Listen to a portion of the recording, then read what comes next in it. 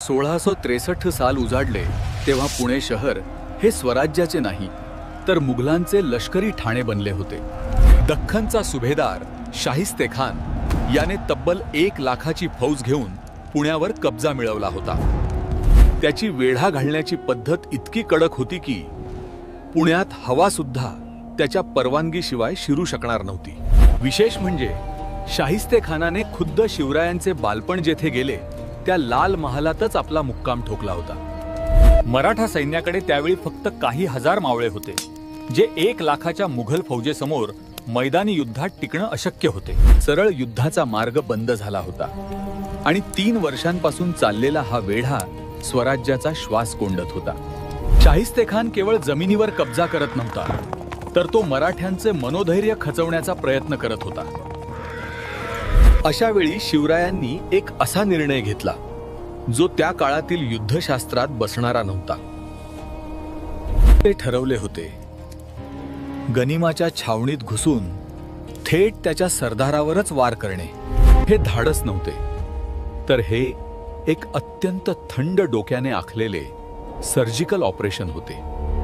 जर शाहिस्तेखानाला त्याच्याच सुरक्षित किल्ल्यात मारले तर मुघल सत्तेचा धाक संपुष्टात येईल, हे गणित पक्के होते। पण लाल महालात शिरणे म्हणजे मृत्यूच्या दाढेत हात घालण्यासारखे होते, कारण भोवती कडेकोट पहारे होते। मराठ्यांकडे तोफा नव्हत्या, पण त्यांच्याकडे अशी एक गोष्ट होती जिचा अंदाज मुघलांना नव्हता। ती गोष्ट म्हणजे स्वतःच्या जमिनीचे आणि भूगोलचे अचूक ज्ञान। आता प्रश्न फक्त ताकदीचा नव्हता, तर प्रश्न होता बुद्धीचा आणि नियोजनाचा। कोणतीही मोहीम आखण्यापूर्वी गुप्तहेरांचे जाळे सक्रिय करण्यात आले। बहिर्जी नाईक यांनी पुण्याचा कोपरा न कोपरा तपासला। लाल महालाची रचना शिवरायांना मुखोद्गत होती, पण आता तिथे मुघलांनी काय बदल केले आहेत हे पाहणं गरजेचे होते। पहारे कधी बदलतात, स्वयंपाकघर कुठे आहे आणि खान नक्की कोणत्या खोलीत झोपतो याची माहिती काढली गेली। महिन्याभराच्या रेकीनंतर एक त्रुटी लक्षात आली। रमजानचा महिना सुरू असल्याने रात्रीच्या वेळी थोडी शिथिलता असते। तसेच एप्रिल महिन्यात लग्न सराईचे दिवस असल्याने पुण्यात रात्री उशिरापर्यंत वरातींची वर्दळ असे। मुघल सैनिकांना या वरातींच्या आवाजाची आणि गर्दीची सवय झाली होती। हीच सवय मराठ्यांचे हत्यार बनणार होती। शत्रूची मानसिक स्थिती आणि त्याच्या सवयींचा अभ्यास करणे हे गनिमी काव्याचं पहिले सूत्र आहे। पुण्यात शिरण्याचे मार्ग आणि काम फत्ते झाल्यावर निष्ठून जाण्याचे मार्ग आधीच निश्चित केले गेले। मोहिमेसाठी हजारो सैनिकांची गरज नव्हती, फक्त निवडक 400 ते 500 जिगरबाज मावळ्यांची निवड करण्यात आली। लाल महालाच्या मागील बाजूची एक भिंत कच्ची आहे किंवा खिडकीतून प्रवेश करता येईल हे हेरांनी शोधून काढले होते। स्वतःचे अस्तित्व लपवण्यासाठी वेषांतर करणे ही या रणनीतीची दुसरी महत्वाची पायरी होती। शत्रू गाफील कधी असतो याचे टायमिंग साधणं म्हणजे अर्धी लढाई जिंकण्यासारखी असते। ही मोहीम आवाजावर नाही तर शांततेवर अवलंबून होती। एक चूक आणि सर्वनाश अटळ होता। सिंहगडावरून पुण्यात उतरणे आणि पहाटेच्या आत परत जाणे हे वेळेचे गणित मांडले गेले। अखेर 5 एप्रिलची रात्र निश्चित झाली। इतिहासाला कलाटणी देणारा क्षण जवळ आला होता। योजनेनुसार मराठा सैन्य लग्नाच्या वरातीचे सोंग घेऊन पुण्याच्या वेशीवर हजर झाले। मुघल पहारेकऱ्यांनी विचारणा केल्यावर आम्ही लग्नाचे वऱ्हाडी आहोत असे उत्तर देण्यात आले।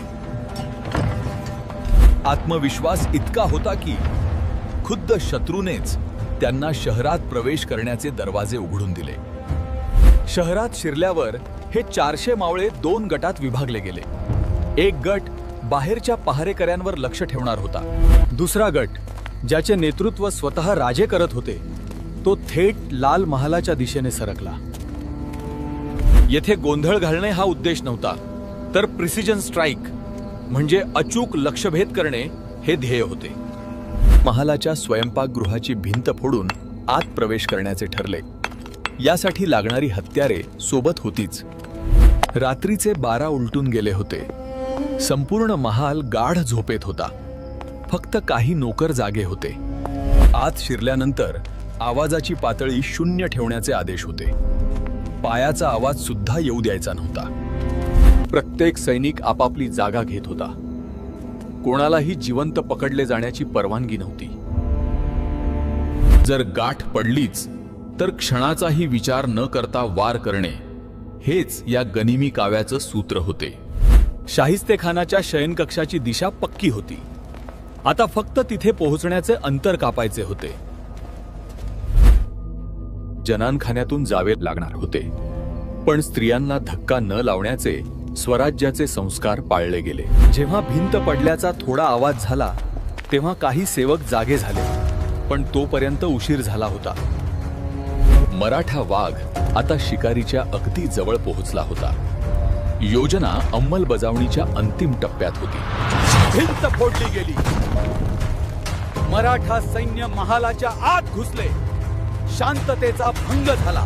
दुश्मन दुश्मन अशा किंकाळ्या फुटल्या. झोपलेल्या मुघल सैनिकांची पळापळ सुरू झाली. महालाच्या अरुंद बोळांमध्ये मराठ्यांच्या तलवारी तळकू लागल्या. खानाला समजण्याआधीच त्याचे रक्षक मारले गेले. राजे थेट खानाच्या खोलीत घुसले. समोर साक्षात मृत्यू उभा पाहून शाहिस्तेखान खिडकीकडे धावला. प्राण वाचवण्यासाठी खिडकीतून उडी मारताना शिवरायांच्या तलवारीचा एकच वार पडला.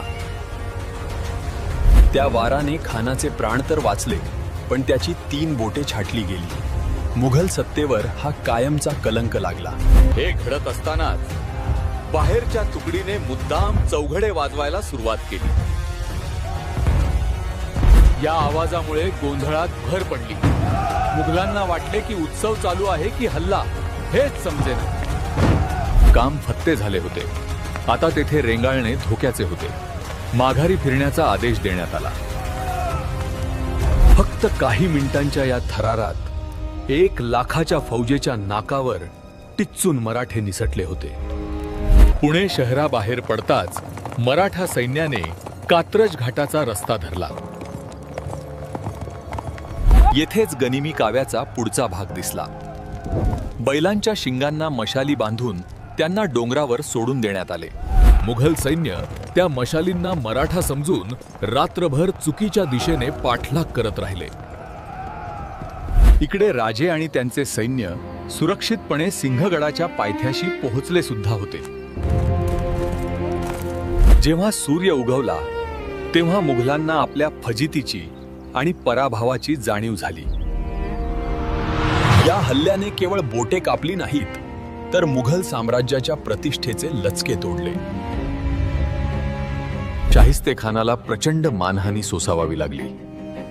स्वतःच्या महालात जो सुरक्षित नाही तो दख्खन काय जिंकणार. औरंगजेबाने शिक्षा म्हणून खानाची रवानगी थेट बंगाला केली. एका रात्रीत पुण्याचा वेढा विरघळून गेला. यालाच आधुनिक भाषेत लो इंटेन्सिटी कॉन्फ्लिक्ट किंवा सर्जिकल स्ट्राईक म्हणतात. हीच पद्धत पुढे तानाजी मालुसरे यांनी सिंहगड जिंकताना वापरली. गुप्तता आणि अनपेक्षित हल्ला. सुरतेच्या लुटीमध्येही वेगाने हालचाल आणि शत्रूला सावरण्याची संधी न देणे हेच तत्व वापरलं गेले. संख्येने कमी असूनही बुद्धीच्या जोरावर बलाढ्य शत्रूला कसे नमवता येते याचं हे उत्तम उदाहरण. सभासद बखरीत या घटनेचं वर्णन वाघाने शिकार केल्याप्रमाणे असे केले आहे. आजच्या आधुनिक कमांडो ऑपरेशन्सची बीजे शिवरायांच्या या गनिमी काव्यात 350 वर्षांपूर्वीच रोवली गेली होती. लाल महालाचा हल्ला हा केवळ सूड नव्हता, तर ती स्वराज्याच्या अस्तित्वाची गर्जना होती. यामुळे मावळ्यांमध्ये असा विश्वास निर्माण झाला की मुघल अजेय नाहीत, त्यांना हरवता येते. भीतीचे पारडे फिरले. आता मुघल आपल्या छावणीत सुद्धा रात्री डोळ्यात तेल घालून पहारे देऊ लागले. हे युद्ध भूमीसाठी नव्हते, तर ते अस्मितेसाठी होते. आणि ती अस्मिता या हल्ल्याने पुन्हा जागी. जर हा इतिहास तुम्हाला अभिमान देत असेल तर हा व्हिडिओ लाईक करा, शेअर करा आणि सबस्क्राईब करा. पुढच्या मोहिमेत पुन्हा भेटू. जय भवानी, जय शिवाजी, जय